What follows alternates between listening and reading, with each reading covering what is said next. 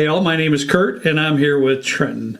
Welcome to SLB Basement Bourbon Bar, and today, Trenton, we have a show that I've been looking forward to for quite some time, but it's unique. I'm looking over and I'm actually seeing you. We're back together. Yeah. Incredible stuff. Feature that. We were kind of on camera at the same time in the last video, but it wasn't the same. You know, we were tasting. I didn't have anybody to bounce notes off of and thoughts off of. You know, and when I was upstairs, all I heard was wah, wah, wah, yeah, you can't hear anything. Wah. I knew you were talking, but Builder did a good job on the insulation bit, but past that, no clue. No clue. It wasn't fun at all. Well, on that end of it. You're gonna have to tell me what we're doing, because all I know is you texted me. You said bring down your oldest bourbons that you can find, and then bring down that sample that somebody sent you. So I followed orders. I just thought this would be a real fun show to do, because very rarely do we have a chance to taste a grouping of really old bourbon, and we're very fortunate, Trent, to have such a giving and kind community. We had several people send us some really cool samples. Yeah, we'd never be able to get all these different bottles, so a lot of these were sent to us, and we'll give credit when the time comes here. But thank you so much to each and every one of you that are so generous to help us with a lot of this.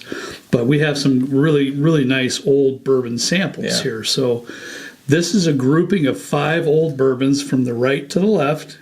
I've got the Elijah Craig 18-year, 2022 release. Now that one I'm looking forward to, because as you know, I have the Elijah Craig 18-year that I bought in 2018 release, and I didn't like it at all. Yeah, I'm looking forward to that one the most, I think. I have wanted to try a different release just to see. And then I have the, right here next to it, we got the Year Old Fitz. The bottled and bond, the 19-year. Yep. All right. Then past that, you have somebody sent you a sample of the Pappy 20-year. Yep. And this actually marks we've had all the Pappy bourbons, I think, on the show. Yeah. We got a sample of 23. Thank you to the subscriber that sent us that. Yes. And then absolutely, Joe Allman sent us this 20-year that he got this year. So this is the 2020 or last year. So that's 2022 Pappy 20. Wow. Looking forward to that one too. Yeah. That's amazing. So then on fourth from right to left, we have Michter's 20-year. Yep. Michter's 20-year. That's insane as well. Last but not least, we have Evan Williams' 23-year. I'm also really looking forward to this one. 23 years. So my buddy Alex, who we communicate on I think it's Facebook, on instant messaging on Facebook, he actually sent the samples of the Elijah Craig 18-year and the the Evan Williams 23. Okay. So thank you, Alex, for that. We really appreciate that. So that gives us our grouping of some really old bourbons to taste and see what we think about them. Yeah, let's get into it. All right. We're going to go right to left, Trenton. That's kind of what I figured, and we'll start with this Elijah Craig 18-year 2022 release. So what's the proof usually on these? 90 proof. Really, it's that? Yeah, it's that Alex had it on the bottle that he sent me, the sample. Are they all like that? All Elijah Craig? So mine was as well. So I'm going to have to assume all the Elijah Craig 18-year releases are 90 proof. If we're wrong, please. If we're wrong, on some of these samples, we really don't have a lot of history. So if we're wrong on any of these, just please let us know. I have to tell you, I like the nose. I'm getting like assaulted with oak on the nose. Okay, good. Follow me here. I'm legitimately, that too, getting assaulted caramel is what I was going to say. You're not getting assaulted by caramel, you're getting a salted caramel. Salted caramel. Okay. Salted caramel. I'm getting assaulted by oak. There is some oak in there, but I think quite a bit. This one is by far better than mine on the nose so far. Yeah, man, I'm not getting that assaulted. Yeah. I wish I was getting assaulted caramel, but I'm not. Well, you know, I like oak a little bit more than you do too, so we'll see how this goes. Yeah, that's true. Holy moly. I don't distinctly remember the bottle that you had. I remember we did it. I think we featured it in like 2 videos of kind of more on the disappointing end of things, just for the price and the age and everything. Yes, we did. But I'd have to try them side by side. Maybe I'll do that after this video. But I can promise you one thing: that's way better than mine. Is it? Okay. However, there's a definite oak profile in there. There's still big oak in there. But mine, for some reason, and my brother also has that same 2018 release, and he doesn't like it at all either. I refer to it more of a rancid type oak in my bottle. I do remember that. This has a real heavy oaky profile to it. Yeah. But it doesn't lean towards yucky oak. There's a little bit of a sweetness at the tail end, which I can appreciate. I'll be honest up front, with the amount of oak going on, I think it's pretty dry. At least that's me. But I think that given the circumstance, I would if I were to find a bottle of this and purchase it, I'd probably drink this. Now it wouldn't be often, right? But I do want to try and enjoy those more oaky bourbons. Yeah, I'm happy, Alex. Thank you, because I'm happy that I got to try this because it is a step above what I have. I'll promise you that. Yeah. After the show, I'll give you the other one. Okay. You can see, but I'll promise you that. But I will say this. It's still a bottle for me that's an allocated bottle that I'm still not going to look forward to finding or buying, to tell you the truth. I think that's a pretty good pour. But, you know. I wouldn't be over the top excited, personally, to find one. I probably would pick it up just to have it if I didn't have one already. Yeah.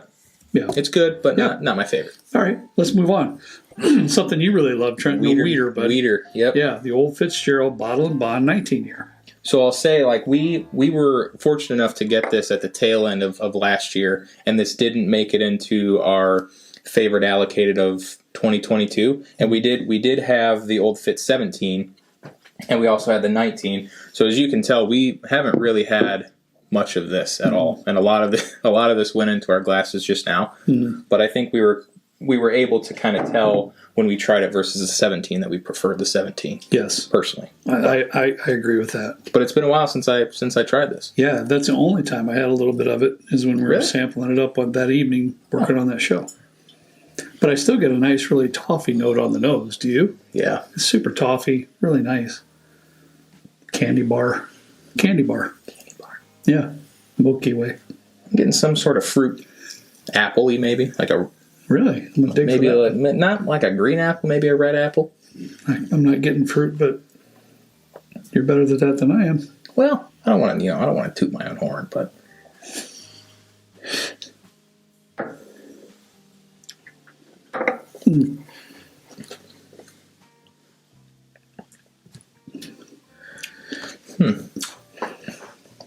That is very interesting because it's not nearly as toffee forward as the 17-year we had. No. I love that thing. It was just so, my God, it was a toffee dream. I get that toffee right at the first of the palate, but then it goes into a whole bunch of other stuff. And I don't know what that is. That's really interesting. I'm struggling a little bit too. For me, the 17 had very distinct flavor characteristics in it. I feel like this is kind of just all over the place. You definitely get a nice wheat note in there, and it's soft. It's paired nicely with the oak, I think. But past that, I mean, honestly, I don't get a ton of the fruit note that I was getting on the nose. Doesn't come in at any point in the palate, I don't think. No, and unfortunately, I'm not getting a whole lot of finish on that either. No, I'm not either. It's not lingering. No. The only thing that's lingering is a little bit of tingle on my palate. That's kind of what I'm getting. And it's only 100 proof, so... Also a little... I don't know if it's because of this was drying. I might still have a little bit of drying from the Elijah Craig, but... Yeah, let's take another sip. Honestly, I do get a little bit of that beautiful toffee that I had on the nose right at the beginning of the palate. I think the palate, the finish is really just kind of a subtle oak. Like a subtle sweet oak kind of thing. It's really not blowing me away. It's very unfortunate. It is. Especially with the 17 being as good as it was. 17 I'm shocked to see... Wonderful. Yeah. I'm surprised to see 2 extra years do that kind of, I don't want to say damage, but change the profile that much. I'm a little disappointed. Yeah. I have to say. I don't know. I don't know what to say other than that. I stand by the 17 being on there, 100%. Oh, the 17 was miles ahead of this thing. Wow. Really, really nice. Whether you like it or don't like it, I find more flavor profile on the Elijah Craig 18-year than I do on that old Fitz 19-year. I think I'm with you, actually. That's kind of odd to say that, but that's a fact. So, all right, well, let's move on to online. This is the one we're looking forward to, too. This is Pappy 20. Okay. Pappy 20. I'm going to get a little drink of water for this one. So we had the 15. We've had the 23. We've had them both on the show. I think we were in a very similar headspace when we said that 15 was a beautiful balance, 23 was a little bit over oaked. Yeah, that was on a live stream, by the way, too. So if you want to see that, it was on a live stream. It wasn't on a regular video that we reviewed the Pappy 23. So we just had a quick taste on a live stream. It was a quick taste. So I wasn't super impressed by it. I'm just swirling this thing, and it's got a lot of grape happening up towards Let's check it out. Funneling its way up there. All right. Let's check out this Pappy 20. Very similar in the nose of the 15. Is it? Yeah. I don't remember. I am picking up that grape big time. Yeah. A grape bubble gum or something. Yeah. Hubba Bubba. Right, honey? I remember Hubba Bubba. Yeah, that's right. I'm more of a bazooka kind of guy. Oh, that's terrible. You like the comics. It breaks your teeth usually. Yeah. It breaks your teeth and the flavor's gone. That or fruit 5 stripe. seconds. You had fruit stripe. I found it in people's drawers over the when I was a kid. That worked. And here's the thing, he's not lying. This kid, when he was a kid, right? If he found a piece of candy in somebody's carpet in their car, he'd pick it out and eat it. Look who's talking over here. You remember the story about the Mentos? He may have found a sleeve of Mentos in A the half-eaten sleeve of Mentos. front seat pocket of a plane. He finished them off. It's fine. It was good. It was actually a very nice snack on the plane. Where do you think Trenton got it from? Were they the fruit ones or the mint ones? The fruit. I would have done that too. He was like, ooh, Mentos. It was a great day. It was a great day.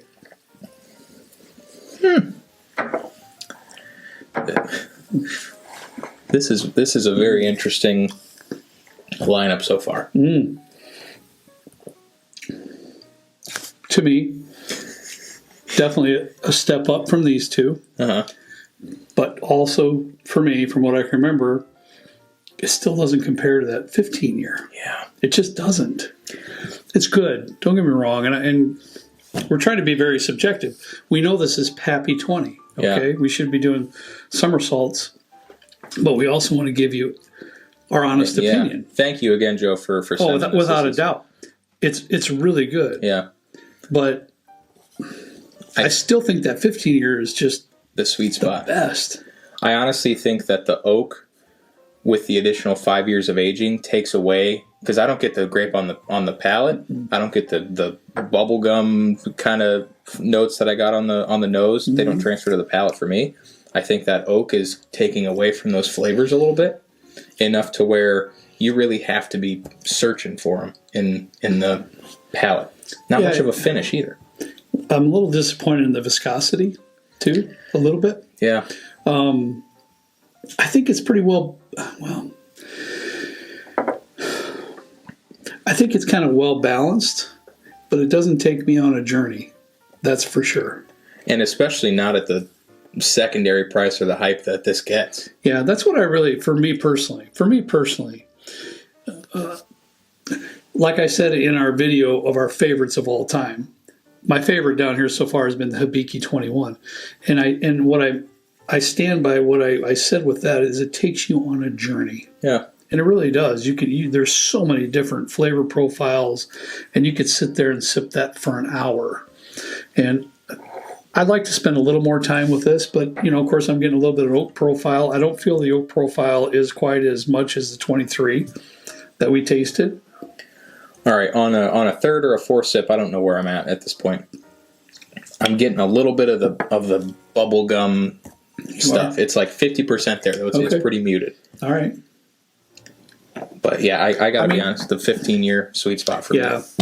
I like this. I do. I think it's a step above what we had already. Yeah. For sure. But that 15-year was special. And it's interesting to me because the 15 is 107 proof, and this one's 90. Oh, that's 90 proof. 90.4, yeah. So I'd be interested to see what a Pappy 20 is like with an elevated proof point, because maybe some of the flavors getting lost in the lack of proof. Maybe. I don't know, because I've had some older stuff from like the 70s and 80s that is 86 proof, 80 proof, and there is so much flavor in there. It's unbelievable. True. So that's interesting. Yeah. Well, let's move on. Michter's 20-year. Now, there's a lot of pomp and circumstance surrounding the Michter's 20-year, right? Well, a lot of what? Pomp and circumstance. The heck is that? a lot of banter, a lot of chatter, a lot of, there's just Michter's 20. It's like a big deal. Yeah. It's a big deal. It really is. I mean, it's a big thing. This one's 114.2 proof. Yeah. 2. And we actually have this bottle. This wasn't a sample. We were fortunate enough when one of the liquor stores in our areas was kind of doing a closeout. You were in there. One of the owners went up to Kurt and he was like, hey, I think you guys might be interested in this for the show. Now, right. Kurt was like, I'm not going to spend that kind of money. I said, call Trenton. He'll probably take and you. And this was a once in a lifetime opportunity. I had to do it. I got it for MSRP. Yeah. But MSRP is $1,200. Wow. So you paid more than my Hibiki 21. Yes, I did. Well, this is going to be interesting to find out if it's worth it or not. Yeah. Secondary goes from anywhere from $4,000 to $6,000. So I'm surprised you said that in front of your mother. I'm sure I'll hear it after the video. If I'm not in my wildest dreams, did I think my son would number one even like bourbon and whiskey and more or less spend $1,200 on a bottle. If I'm not in the next video, boy, you know why. I'm shocked she stopped there because the whole you're a bad influence, blah blah blah. That's coming later. Yeah, that's coming later. All right, let's check this out. Holy moly. That is the darkest, deepest nose I think I've had on anything. Wow. I know these are your words and you like, but it is dusty. Yeah. It's damp, kind of, and it's rich. It's deep. It's dark. I think my cheeks got a little rosy. This is like a flirty pour right here. I'm smitten. This is just on the nose from these first three is ridiculous. Wow.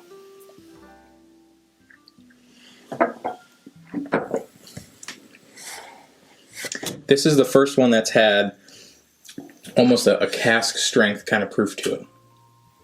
And it shows. And the viscosity, and it's a little syrupy, and it made me weak in the knees. You see that? Almost fell over. Yeah, I saw that. That's spectacular.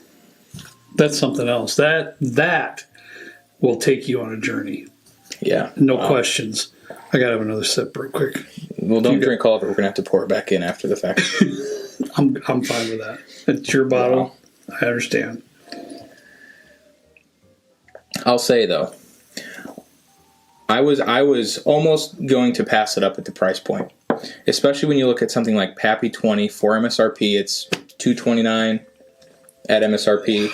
But the fact that this is almost just about 6 times as much MSRP, I don't fully understand. I know that like I have bottles 66 out of 542, so there's not a lot of these, but still it's 6 times as expensive. I wouldn't buy another one, right? Because that's insane. But I had to know I just had to know personally. Well, for me, I'm glad you did. Yeah. Oh, I bet you did. This is something else. This is a whole nother level right here. Yeah. This is a whole nother level. It has a real dusty characteristics that you're really looking for, but it almost has a meatiness to it too. It's rich. It's dark. It's deep molasses. It's everything you've ever thought it might be. Almost has like a cement note to it. Maybe. Cement. Yeah, don't ask how I know, but the nose is spectacular. Have you ever been around a group of people that are like cutting into a highway? You got that cement dust flying all over the place, and you have your window down, and the cement flies in your vehicle, and then you taste it on accident. Kind of like that. Delicious. That is remarkable. Yeah. Wow. $1,200 cement, huh? Yeah. Well, cement isn't cheap. Are you going to be able to continue to the next one? Yeah, I'm going to have to because that was like a wow moment. That's a wow moment. All right, the Evan Williams 23 year. Okay, so the oldest of the bunch. Yeah. All right, this one is 107 proof. So this is a sample. I'm going nuts. Thanks again, Alex, for the sample. So we're going to get into this 23-year-old bourbon. I will say I think I was the most surprised or the most excited for this one because I knew Evan Williams had a 23-year, but I don't see people talk about it. I don't see there any hype around it. I definitely don't see it as sought after as Pappy 23. Mm-hmm. So I was kind of curious on how this might be. 107 proof. That's a nice proof point, I think, for an older bourbon like this. I wish that the Pappy 20 was that. Right. I agree with you there. Very oaky. Is it? Yeah. I must like some oak because I don't pick that up first. There's some nice sweetness in there. Yeah, it's like a nougat to me. I've been waiting. That's the first thing. When I first put my schnoz in there, it was like nougat for me. I don't think I've ever had nougat. Yeah, it's in candy bars and stuff. Oh, so I've definitely had it. You've had it. Really nice. A little milk chocolate, nougat, and some oak. Whoa. That's wild. That is honestly unlike anything that I've had. It doesn't drink like the proof either. I'm glad you said that. That was my first, even over the flavor profile, that was my first revelation to the sip was that tastes like 95 proof to me, somewhere in that general range, 90 to 100, not 90, closer to that 100, 95 to 100. Yeah. It really does. It drinks under proof. A lot of my nose is translating to the palate for me. Okay. I got some really nice dark cherry on the palate that I didn't get in the nose. I don't know if it's because you clouded my judgment with this nougat thing, but that's really nice. I see where you're coming from. Yeah. On my initial palate, I still get that nougat. The oak isn't really prevalent on the palate. Now, please correct me if I'm wrong. It is to me. Okay. I'm a little bit more sensitive to the oak. I'm irritated with that because I must really like it quite a bit then. And that's fine, Because I don't pick that up right off the bat. It's there. Don't get me wrong. It's there. I understand that. But I'm not like Trenton to where I'm saying, oh, boy, that's oak. It's not like that for me. And it's woody. It's like dark black cherry, that kind of thing. Yeah. Normally I'm not this. Normally I can just pick up notes kind of left and right. Whether they're right or wrong is entirely a different story. But I'm kind of struggling with definitive notes on this apart from oak and cherry. I'd have to go to a gas station or something after this and buy it like a candy bar with nougat in it to really tell if you're. No, I'm being serious. I when you brought up the cherry, I can go. There's obviously some oak in there. It's a 23-year-old bourbon, so there's some oak. To me, there's some nougat sweetness there. It doesn't delve into some darkness. It doesn't delve like the Michter's 20 delve into some real dark, rich. It doesn't do that.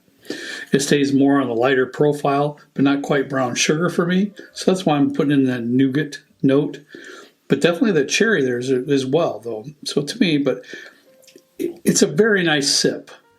Now, I will tell you, and you always ask me first, what would your lineup be from your least favorite to your favorite? And I'll give you mine right now. Okay, wow. I'm shocked. I know. I mean, for me, the Michter's 20 was an otherworldly experience. If you have an opportunity to taste it at a bar or anything like that, it's silly to say at a reasonable price, but I don't even know what that would be. If you happen to have a chance to have a sip of it, it's crazy. Yeah, it's really something you'll never taste again like that. Yeah, it's different. So that's my favorite. That Evan Williams 23 is my second favorite. We're on the same page so far. Really? Because I'm a little bit surprised with that. I really like that. I do like it quite a bit. And I have to say the Pappy 20 is my third, and then I go from there to this, I just wasn't a fan of the Old Fitz bottle and bond, the 19. I just wasn't a fan of it. It's a little softer on the palate. Yeah. And of course, the Elijah Craig 18 has to be at the last place for me. Now, all pretty good sips, though. Don't be too surprised, but we're not on the same page for the last three. Shocker. I would go with Pappy third. Okay. But I would go with Elijah Craig fourth. And I'd go with Old Fitz 19 last. That's pretty good. That's a pretty good assessment. Me knowing that it's a wheater and getting that lack of flavor and finish, apart from the obvious kind of oak and wheat that you would get in the wheater. With enough conversation. It's just disappointing. You all right? Excuse me. I didn't have all that bourbon down when I started speaking. With enough conversation, I could probably be talked into that because I can see where you're coming from. The first three for me are a no-brainer. I would I would probably be very hard to be convinced that for me the Old Fitz isn't last. And that's a bummer because I love Weeders and I love Old Fitzgerald. The 17 was so good. I'm shocked. But yeah, disappointing. But thank you again to everybody that sent these samples, Joe and Alex, right? Yep. Yeah, thank you very much. I'm going to be honest with you. Apart from 40% of these, I would prefer to drink younger stuff. I would. I don't see the hype around Pappy 20. I don't see the hype around Elijah Craig. I honestly don't see if there's any hype around this Old Fitzgerald, apart from it being the last Old Fitzgerald decanter bottle. I don't see any hype around that. We are very fortunate enough to be able to purchase one of these Michter's 20s. I wouldn't buy another one just because it's a little ridiculous on the price. Yes. But I mean, this old Evan Williams was a shocker to me. Yeah. I really thought this was going to be way too oaky. No, it was a delight for sure. So this is a great time. It really, really was. I've been looking forward to this for quite some time, but it took us a little bit to get all the pieces together and put it together. So hopefully you enjoyed it. We'd love to read your comments on this one. Because we can read the comments on this one. Yeah, good, because there's going to be a lot. Oh yeah, I bet. And I love to read them because I love to educate myself with your opinions, honestly. So thank you so much for joining us. That's all we have for you tonight. As always, we ask you to please drink responsibly. We'll see you next time, right down here with Trent and I in a good old basement bourbon bar. See you later.